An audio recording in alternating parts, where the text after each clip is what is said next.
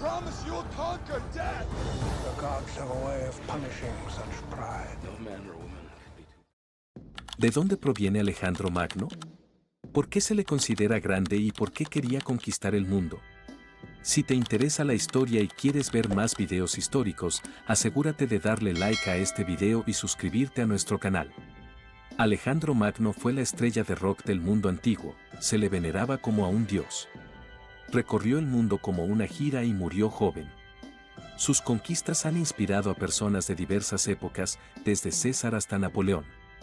Pero mientras que sobre estos dos personajes se sabe algo, parece que sobre Alejandro casi nadie sabe nada. Vamos a descubrir de dónde vino, por qué se le considera grande y cuál era el sentido de sus conquistas. Alejandro fue rey de Macedonia. ¿Quiénes eran los macedonios? Por ejemplo, la actual Macedonia de Europa del Este no tiene ninguna relación con él.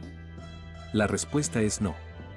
La actual Macedonia eslava, que formó parte de Yugoslavia, se encuentra incluso geográficamente más al norte que la patria de Alejandro Magno, y solo comparte con la antigua Macedonia el nombre. La antigua Macedonia estaba emparentada con los antiguos griegos, o, como se llamaban a sí mismos, macedonios. Hablaban el mismo idioma que los griegos y creían en los mismos dioses. Los antepasados de Alejandro por línea paterna incluso rastreaban su linaje hasta Heracles, hijo del dios Zeus. Sin embargo, los antiguos griegos consideraban a los macedonios casi como bárbaros. No tenían democracia, y los reyes macedonios poseían un poder fuerte, según los estándares orientales. Se mantenían costumbres específicas, como la poligamia. Por ejemplo, el padre de Alejandro Magno, el rey Filipo, tenía 7 esposas. Olimpia, la madre de Alejandro, provenía de la provincia de Epiro en el noroeste de Grecia y era considerada una bárbara incluso por los estándares de los macedonios. El origen de Olimpia era una razón para considerar a Alejandro un mestizo. La misma reina rastreaba su ascendencia hasta Aquiles, el héroe de la guerra de Troya. Olimpia era increíblemente hermosa, pero se la consideraba una hechicera. Según una leyenda, ella concibió a Alejandro después de compartir lecho con una serpiente. Las relaciones entre los esposos rápidamente se convirtieron en un odio mutuo. Alejandro heredó los caracteres de ambos padres, de Filipo tomó la astucia. Fue precisamente el rey Filipo quien preparó el terreno para las conquistas de Alejandro.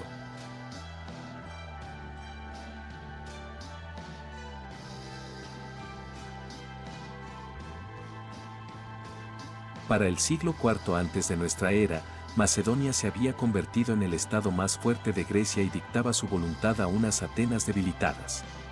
Como hábil diplomático y estratega, Filipo ganaba batallas y sobornaba a los políticos griegos, pero no podía manejar a su propia esposa. Olimpia a menudo se burlaba cruelmente de Filipo en presencia de su hijo, de modo que de Olimpia, Alejandro heredó su desenfreno y orgullo.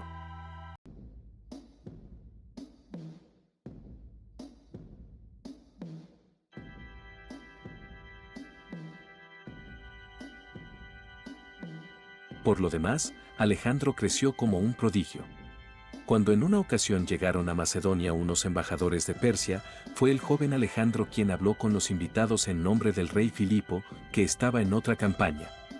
Los persas quedaron asombrados de que un niño hablara con ellos como un igual y les hiciera preguntas sobre la economía y el estado de las carreteras. Y a la edad de 12 años, Alejandro domó a un caballo salvaje, Bucéfalo, que luego le serviría toda su vida. Incluso el rey Filipo no pudo dominar a este animal indomable, y al ver que su hijo lo había logrado, dijo: «Hijo, búscate un reino más grande, Macedonia es demasiado pequeña para ti».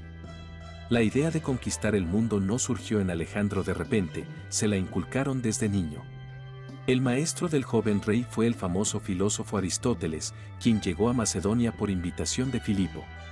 Fue él quien inculcó en Alejandro la idea de la grandeza de la cultura griega, y ahora la misión de Alejandro como gobernante era difundir esa cultura lo más lejos posible. Entonces, ¿por qué se considera grande a Alejandro Magno y cómo logró sus fantásticas conquistas? Alejandro se encontró en el lugar correcto en el momento adecuado. Fue un comandante brillante y desde los 16 años participó en las campañas de su padre. Pero para cuando Alejandro comenzó la conquista del mundo, sus enemigos ya no eran rivales dignos. Las ciudades griegas ya en los años de gobierno de Filipo se habían vuelto dependientes de Macedonia. Persia estaba gobernada por un rey incompetente, Darío, y su gigantesco imperio estaba dividido entre pequeños gobernantes y se mantenía unido solo por compromiso.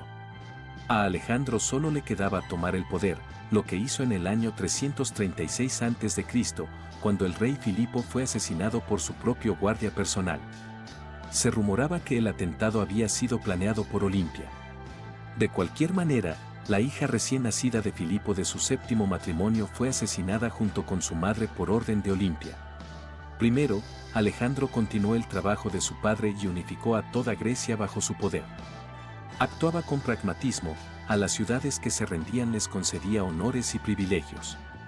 A aquellas que se resistían, como Tebas, las arrasaba y vendía a sus habitantes como esclavos. Los griegos de las ciudades conquistadas se unían al ejército macedonio. Esta misma táctica sería utilizada más tarde por el gran imperio romano. Alejandro llevó a cabo una campaña de relaciones públicas entre los griegos que fue genial. En el futuro, durante la campaña contra los persas, al declararse descendiente directo de Aquiles, patrocinó a oradores callejeros para que recitaran discursos en su honor por todo el país. En ellos se decía que Alejandro era el nuevo Aquiles y además su descendiente. Por lo tanto, los griegos debían seguir a Alejandro hacia el este, como en su momento siguieron a Aquiles. Por cierto, los persas también financiaron a oradores antimacedonios, como Demóstenes. La propaganda no surtió efecto en todos. Por ejemplo, el filósofo cínico Diógenes literalmente mandó a Alejandro a paseo. Al visitar Corinto, el rey le dijo a Diógenes: «Pide lo que quieras». Diógenes respondió: «No me tapes el sol». Alejandro quedó impresionado por tal audacia. Por lo demás, su campaña promocional funcionó con éxito. Cuando Alejandro comenzó la campaña contra los persas, ya no había manera de detenerlo. Las antiguas ciudades caían en sus manos una tras otra. Hasta hace poco, para el mundo griego el evento más significativo era la guerra entre pequeños polis. Ahora, gracias a Alejandro, Macedonia controlaba vastos territorios de Asia Menor, Oriente Medio y Egipto. ¿Cuál fue el secreto de su éxito? En primer lugar, la falange macedonia, una innovación introducida en el ejército macedonio por Filipo. Esta formación convertía a la infantería en un enorme erizo, solo que en lugar de espinas, tenían lanzas de 6 metros. Romper esa formación de batalla era prácticamente imposible. Esto se hizo evidente en las batallas de Gránico y Gaugamela, dos de las mayores victorias de Alejandro. En segundo lugar, Alejandro supo transmitir a sus soldados el espíritu de una startup. Macedonia era como una joven empresa en rápido crecimiento que estaba cambiando las reglas del juego. A su caballería la llamaba etairoi, es decir, compañeros. Gracias a su memoria fenomenal, Alejandro recordaba a casi todos sus soldados por su nombre y los reconocía por su rostro. No es sorprendente que lo siguieran hasta la India y las montañas del Hindukush, de donde tomó por esposa a la bella bárbara Roxana. Desde la escuela recordamos que el imperio de Alejandro se desmoronó inmediatamente después de su muerte. ¿Realmente todo fue en vano? ¿Por qué no pudo detenerse tras la conquista de Persia y soñaba con llegar al océano, donde creía que estaba el fin del mundo? Alejandro, rey de Macedonia, a quien los otros griegos hasta hace poco consideraban un bárbaro, estaba impulsado por el sueño de unificar todo el mundo que conocía y acercarlo a la gran cultura griega. Y aunque el imperio de Alejandro se desmoronó justo después de su muerte, sus conquistas cambiaron el mundo de tal manera que comenzó la era con la que él soñaba, la era del helenismo. Fue una época en la que la cultura griega se mezcló con la oriental y se extendió por todo el Mediterráneo y más allá. Gracias a las conquistas de Alejandro, se hablaba griego antiguo en territorios que hoy son Uzbekistán, Libia e Irán. Se convirtió en una lengua de comunicación internacional, como lo es hoy en día el inglés. La influencia cultural griega fue notable incluso en el norte de la India, donde las estatuas de los dioses locales correspondían a las representaciones canónicas de Zeus. Porque Alejandro no solo conquistaba nuevas tierras para recolectar tributos, como lo hacía antes el rey persa o cualquier otro gobernante oriental. Alejandro fundaba ciudades enteras y asentaba en ellas colonos griegos, exigiendo que los griegos se casaran con los habitantes locales. Predicando con el ejemplo, Alejandro mismo se casó con la hija del rey Darío, su enemigo. Organizó en Persia una boda monumental, donde casó a las hijas de 10.000 nobles persas con 10.000 de sus propios amigos y soldados. Su deseo era emparentar a la élite griega y oriental y, en esencia, crear un nuevo pueblo, fusionando Occidente y Oriente. Las campañas de Alejandro también tuvieron un beneficio científico.